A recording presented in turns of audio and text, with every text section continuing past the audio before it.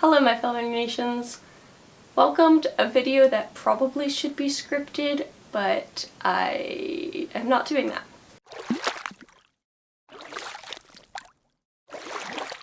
I am going to talk about invisible pain, and much like pain can just come upon you, the idea to make this video kind of just overwhelmed me, so here we are.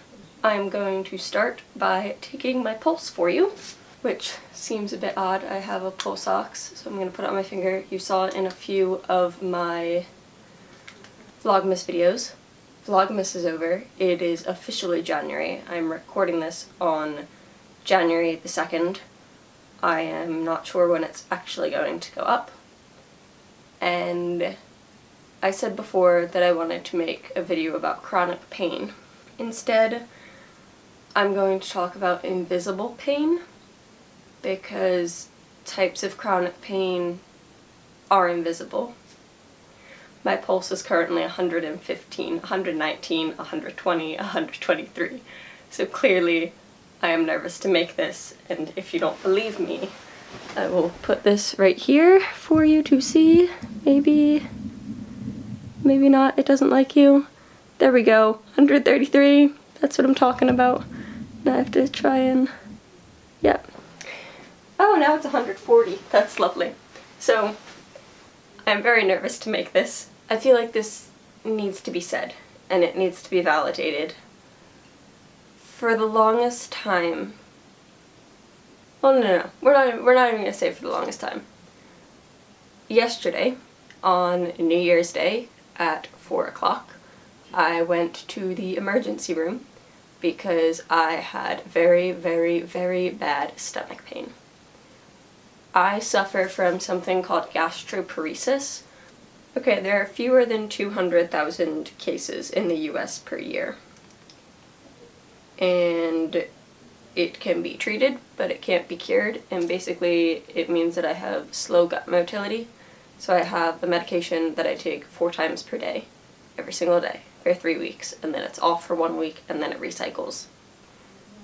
But I was in the ER yesterday because I had really bad stomach pain to the point where I was lying on the ground in the bathroom crying and asking my mom for help.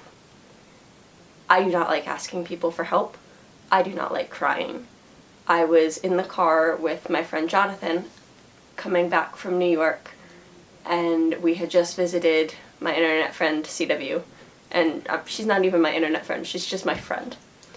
And we were talking about books and movies and songs, and I told him that none of them had ever made me cry before. The only thing that really makes me cry is pain. And pain is invisible. It really is.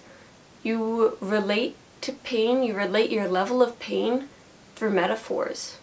It can't actually be gauged, at least I don't think it can. We were sitting in the waiting room of the emergency room, and my mom asked me as we were sitting there what my pain was on a scale of 1 to 10, as I had been in the bathroom crying, and I told her it was an 8. And she told me that the pain didn't look like an 8. But pain is invisible, and everybody has a different scale. I have a migraine medication that I can take, which is basically hospital-grade medication. When my migraine is 3 days long and I would go to the hospital, I have a medication I can take so I don't have to. And I rate those as 8s. I guess 8s are kind of the highest I'm willing to go, because I think of personal losses, such as grief from deaths, higher than physical pain. But physical pain is just as real, and maybe I've been using the wrong scale. And everybody has their own scale. You can't tell somebody that they're not in pain. Pain is different for everyone. Some people have chronic pain, and chronic pain is different for everyone too. I have gastroparesis, which is a chronic condition. I have eosinophilic esophagitis, which is a chronic condition. When you're in the midst of a flare-up, on those days when I have really bad migraines and crippling stomach pain, and I'm lying on the floor wondering why. Why is this pain chronic? Why is there nothing anyone can do about it? I turn away from people. I push them away when I'm in pain because I tell them there's nothing they can do about it. But there's nothing I can do about it either.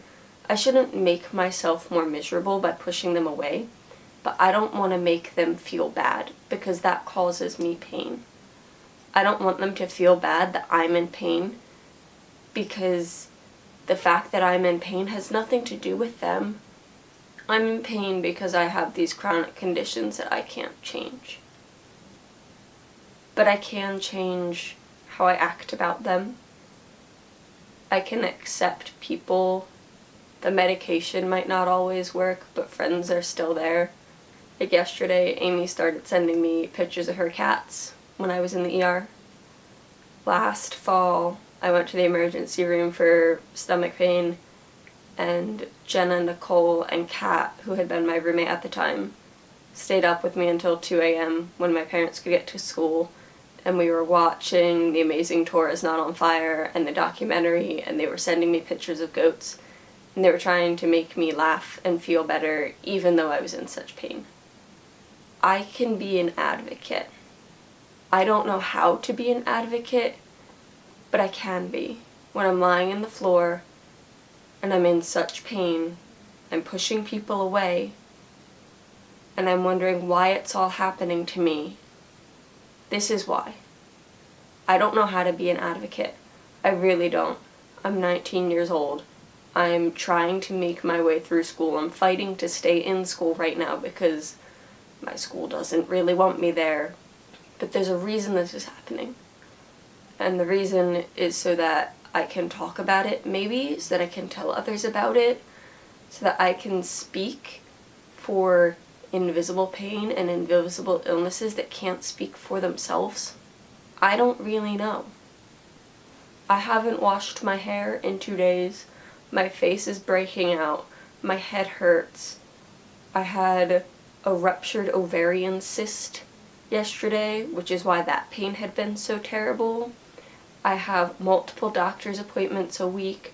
I'm trying to be at school and study 16, 18 credits at a time while also producing a campus version of Survivor, go to physical therapy for my hip.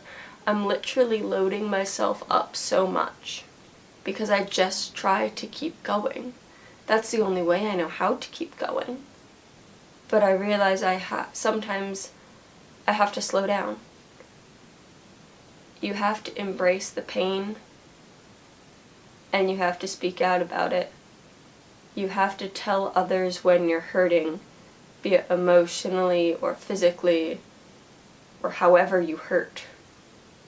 Because while it can be difficult to make the pain itself stop, and sometimes you can't get the pain to stop, you can be with people who care about you. This wasn't my intended first video of the year.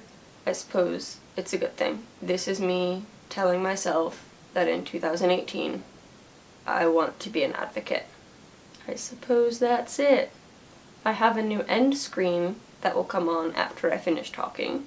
Thank you to Amy for that, and my header and my new watermark. The next video, fingers crossed, shall be me, CW, and Jonathan when we went to New York. It was supposed to be my last 2017 video, but then I was having computer issues and I had to wipe the entire hard drive and reinstall programs and whatnot.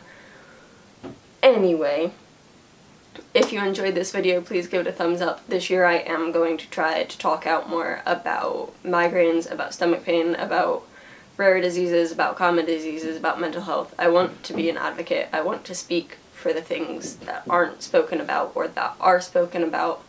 This is me saying I'm not going to be quiet. I'm not going to just sit in pain and deal with it because I'm in pain for a reason. And I think that reason is to tell others that they are not alone. So even though they might not be ready to speak out, I am. So, if you liked this video, please give it a thumbs up, share it with people, subscribe to my channel so that you can see more, and as always, thanks for watching.